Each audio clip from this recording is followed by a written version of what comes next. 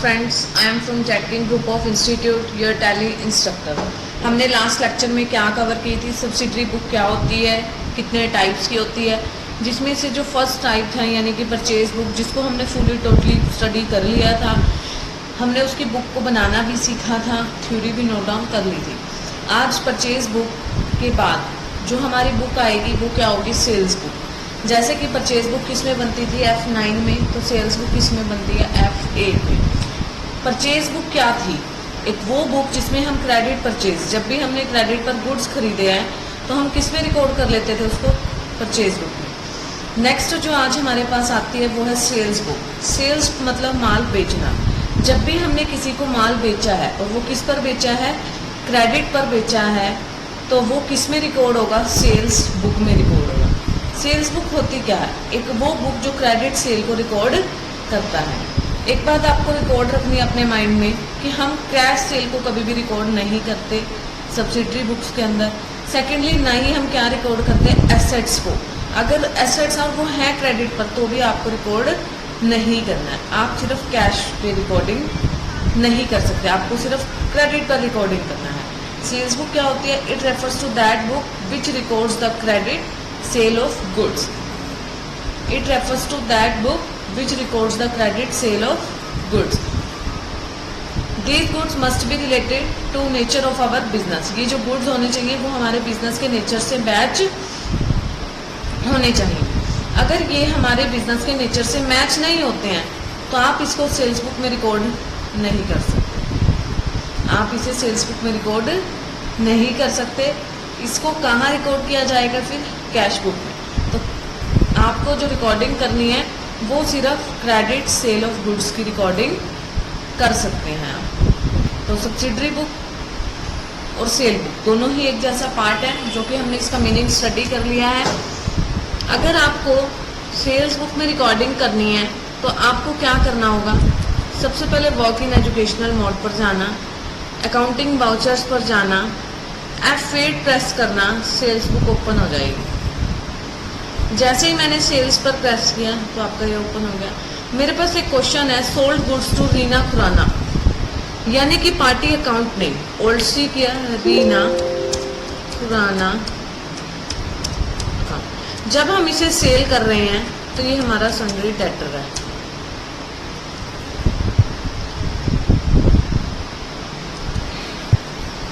Sales account में old सी press करके आपको सेल अकाउंट क्रिएट करना है। सेल अकाउंट के अंदर नेम ऑफ आइटम, आपने इसको क्या क्या सेल किया, रजिस्टर्स, जो कि पीसेस में आप काउंट कर रहे हो, आपने कितनी क्वांटिटी पर सेल किया है। मेन लोकेशन, मैंने इसको 6 पीस सेल किए हैं, एक पीस 250 रुपये का है, तो आपने जिसके ऊपर डिस्काउंट है 4%, ठीक है, हमने रिकॉर्ड किया। मार्कर्स, यूनिट्स में आपको क्या सिलेक्ट करना है,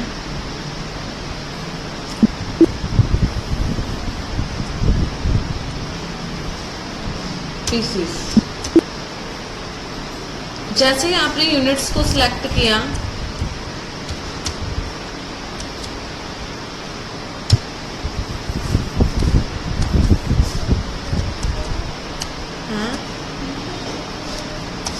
आपने रेट फिल करना है, डिस्काउंट फिल किया हमने, ये रिकॉर्डिंग हो गई।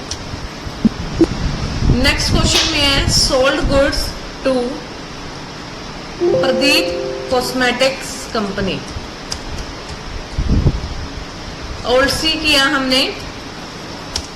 हम पार्टी का लेजर क्रिएट कर रहे हैं डेटर्स के अंडर। नेम ऑफ आइटम में आपने इसको क्या क्या सेल किया वो फिल करेंगे। कलर किट हमने इसको सेल की। यूनिट्स में आपको पीसेस रखना है।